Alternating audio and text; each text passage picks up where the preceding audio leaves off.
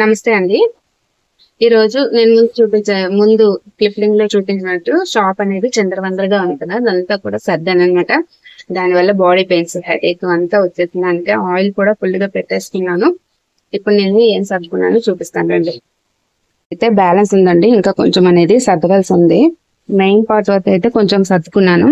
ఇవైతే ట్రేస్ అవి నిన్న కొని తెచ్చాను అనమాట. కొని తెచ్చి ఈ ట్రేస్ లో ఆయిల్స్, అలాగే రోజ్ వాటర్, గంగాజలము ఇవన్నీ సర్దుకున్నాను. పైన వచ్చేసి నవధాన్యాలు, తెల్ల ఆవాలు, తేనె, గరుడు ముక్క కాయలు ఇవన్నీ సర్దాను అనమాట. ఇంకా 2 డబ్బాలు ఉన్నాయి. కొంతమంది వచ్చేసి తక్కువ రేటు కావాలంటున్నారు పసుపు కుంకుమ, అందుకని వాళ్ళకైతే ఈ ప్యాకెట్స్ తెచ్చానండి. అవి అందులో ఫిల్ చేసి వాళ్ళు అడిగినట్టు వాళ్ళకి ఇచ్చేస్తాను. ఇక ఈ విధంగా ఫొటోస్ అయితే ఈ విధంగా ఆర్గనైజ్ చేసేసాను.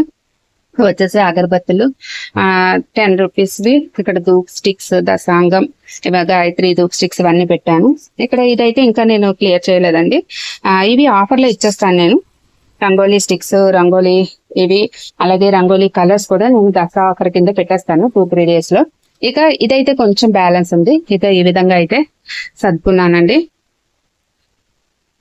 ఇవన్నీ మీరు వేరే మనిషిని పెట్టి సర్దుకోవచ్చు కదా, ఎందుకంత కష్టపడ్డామని అనుకోవచ్చు. కాకపోతే వాళ్ళు ఎక్కడ ఏ వస్తువు పెడతారో మళ్ళీ నేను అవన్నీ చిందరవందరగా పడేస్తాను కదా, అందుకని అయితే నేనే కష్టపడి సర్దుకున్నానండి. ఇక ఈ విధంగా అయితే చెత్త వచ్చింది, అది తీసుకొని వెళ్ళి పడేయాలన్నమాట. ముగ్గు అనేది ముందే వేసేసుకున్నాను. అదండి, ఈ విధంగా సర్దుకున్నాను. మనకి బిజినెస్ అంటే కష్టం ఉంటుంది, సుఖము ఉంటుందండి. 2 బ్యాలెన్స్ చేసుకుంటూ వెళ్ళిపోవడమే అనమాట. నచ్చితే ఒక లైక్ చేయండి. స్వస్తి.